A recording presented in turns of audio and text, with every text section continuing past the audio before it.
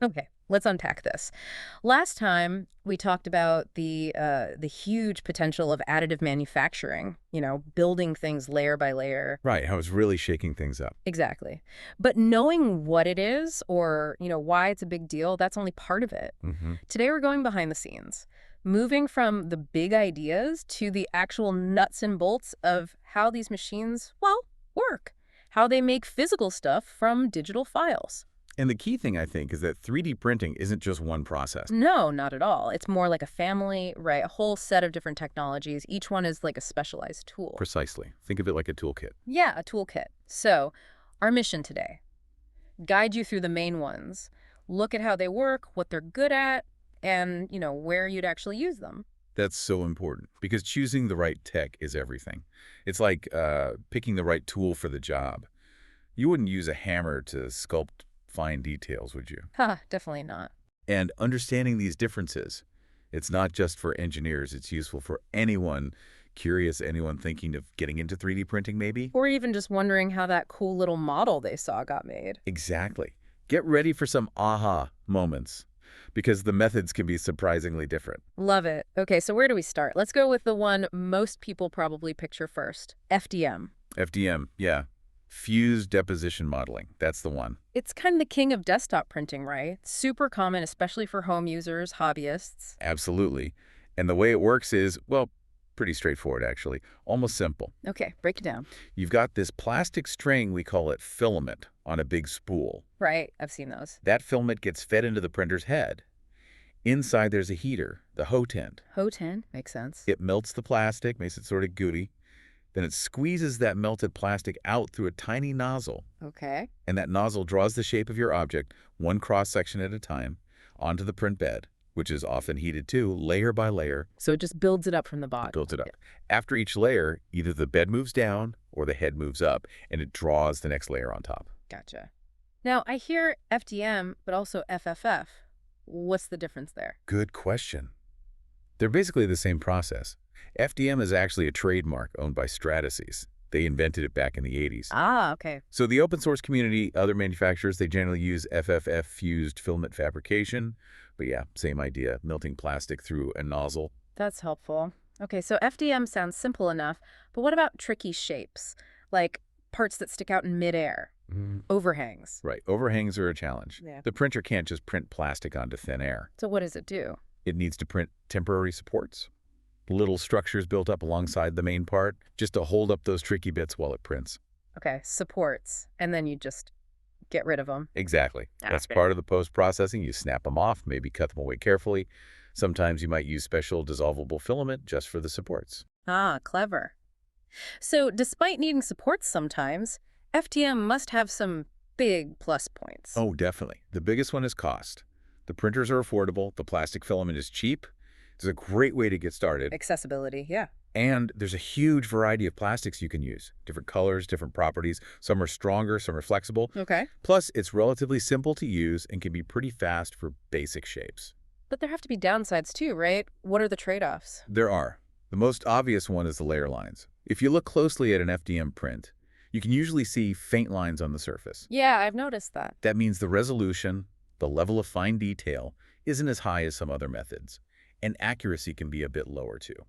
And you mentioned removing supports. That can be a pain. It can be. Sometimes it leaves little marks where the supports were attached, needs a bit of cleaning up.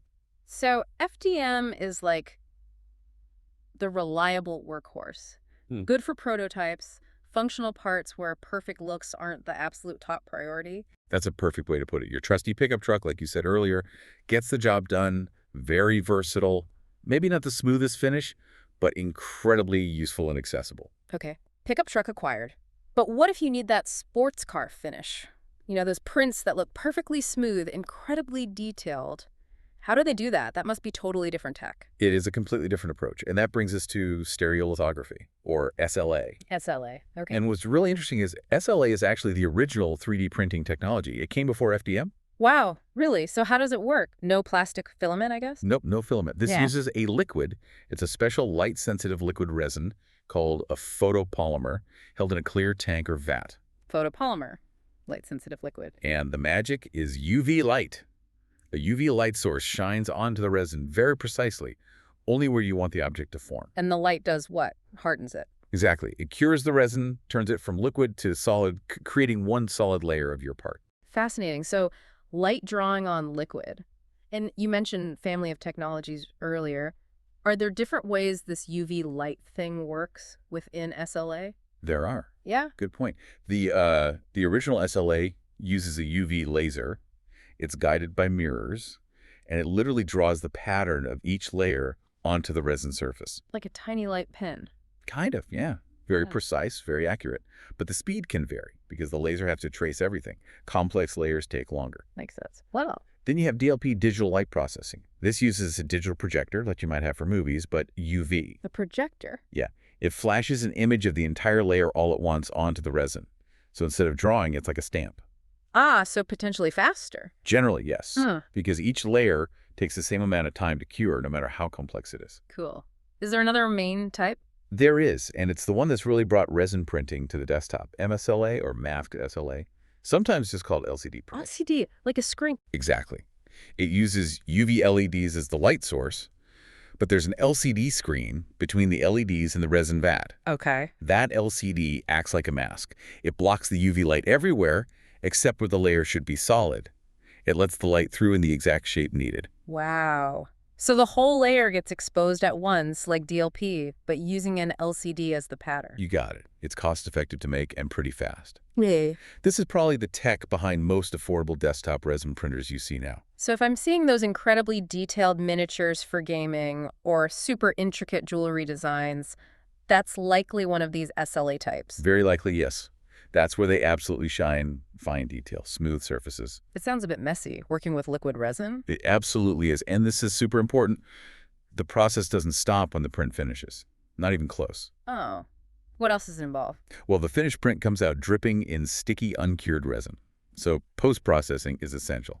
First, you have to wash the print. Wash it. With what? Usually isopropyl alcohol, IPA.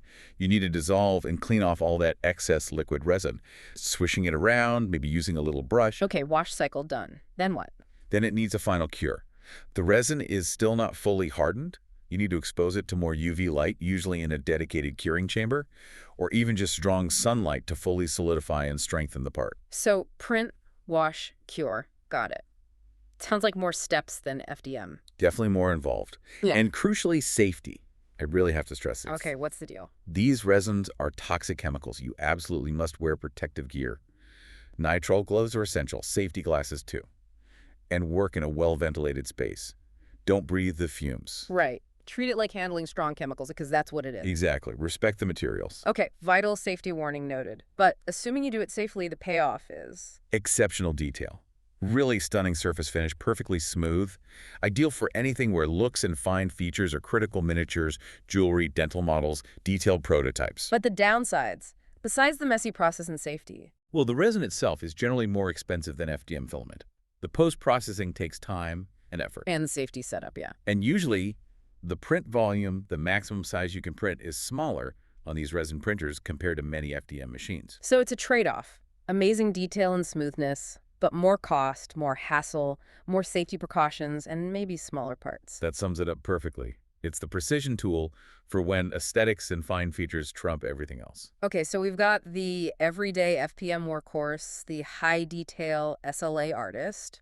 What about the really heavy-duty stuff like industrial applications, printing strong, functional parts? Now we're moving into the big leagues. Professional and industrial additive manufacturing. This is where you get parts that can handle serious stress, used in aerospace, medicine, real engineering. And a lot of that involves powder, right?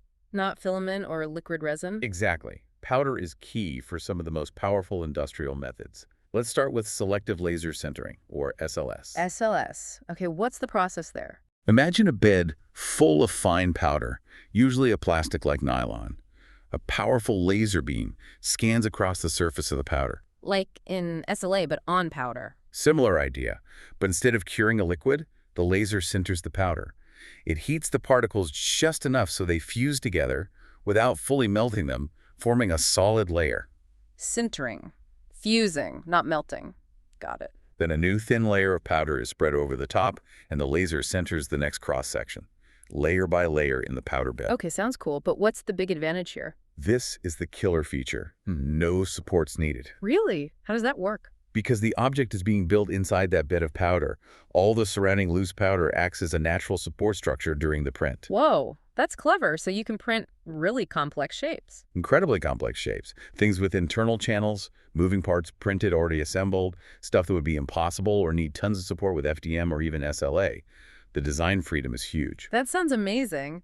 So SLS is for complex plastic parts. What about metal? Can you 3D print strong metal parts? Yeah, you absolutely can. And that brings us to technologies like DMLS, direct metal laser sintering, and SLM, a selective laser melting. Okay, DMLS and SLM. Similar to SLS. Very similar principle. You still have a bed of powder, but this time it's metal powder. Could be titanium, aluminum, stainless steel, tool steel. Wow, actual metal powder. Yep. And a high-powered laser again scans the layer. But here's the key difference. The laser fully melts the metal powder particles, fusing them into a solid, dense metal layer. It's not just sintering. Full melting. So you end up with a solid metal part. A solid, incredibly dense metal part, often with properties as good as, or sometimes even better in specific ways, than parts made by traditional casting or machining. That's incredible. So this is how they print things like lightweight aircraft brackets or custom medical implants. Exactly. Those are prime examples. Complex geometries, strong materials, optimized designs that save weight. That's the power of DMLS and SLM. Mind blown. Are these the only industrial methods, or is there even more out there? Oh, there's definitely more. The industrial space is really diverse and always innovating. You've got things like binder jetting. Binder jetting, how's that different? Instead of a laser, binder jetting uses a print head, kind of like an inkjet printer, to spray a liquid binder onto layers of powder. A binder, like a glue. Essentially, yeah. It glues the powder particles, which could be metal, sand, or even ceramic, together, layer by layer. Then you usually need a secondary step like heating in an oven to fully solidify the part or burn out the binder. Interesting. So no intense laser heat during the printing itself? Right. It can be faster for some things, good for really large parts sometimes, or making sand molds for metal casting. Okay, what else? There's material jetting. Think of a super precise inkjet printer again, but instead of ink, it deposits tiny droplets of photopolymer resin. Like SLA resin. Exactly. And these droplets are instantly cured by UV lights that travel along with the print head. It can build parts with extremely high accuracy and even mix different materials or colors in the same print. Wow, multi-material printing. Yeah. And then there are others too, like SAS selective absorption fusion from Stratasys. Okay. That uses an infrared lamp and a special absorbing fluid sprayed onto powder. The field is huge. It really sounds like it. If you connect this to the bigger picture, these aren't just printers anymore. They're fundamentally changing how manufacturing works across so many industries. Without a doubt, from aerospace to healthcare to consumer goods, it's a transformation. So let's try and wrap our heads around all this. What does it all mean? We've gone from, the common FDM printers, the workhorses, Right. Affordable, accessible. through the super precise SLA types, the artists making those smooth, detailed models, Using liquid resin and light. all the way to these industrial powerhouses using powder and lasers or binders to make incredibly strong plastic and metal parts. SLS, DMLS, SLM, binder jetting. Yeah. It's crystal clear that 3D printing isn't just one thing. It's this massive toolkit, this whole ecosystem of different approaches. Each one has its own strengths, its own best uses. Absolutely. We've really just scratched the surface of how they work today. And now that you have a better handle on the technologies themselves, The next logical question is, well, like the source material hints, what do you actually need to print something yourself? Where do you get a design? How do you prepare it? What software and gear are involved? so moving from the how to the what you need. Exactly. That's something we can definitely dive into deeper next time. Finding models, slicing them, getting ready to actually hit print. Sounds like a plan. But before we go, let's leave everyone with something to think about, a little provocative thought. Ooh, I like it. Okay, so considering this incredible range we just talked about, all the different materials from basic plastic to titanium, all the levels of precision, from visible layers to perfectly smooth, what thing, what object, maybe what solution to a problem that seemed impossible before do you think is now actually within reach? Simply because we have all these different 3D printing tools available. That's a great question. What new possibilities does this diverse toolkit unlock? Exactly. Something to ponder. Keep asking questions. Keep exploring.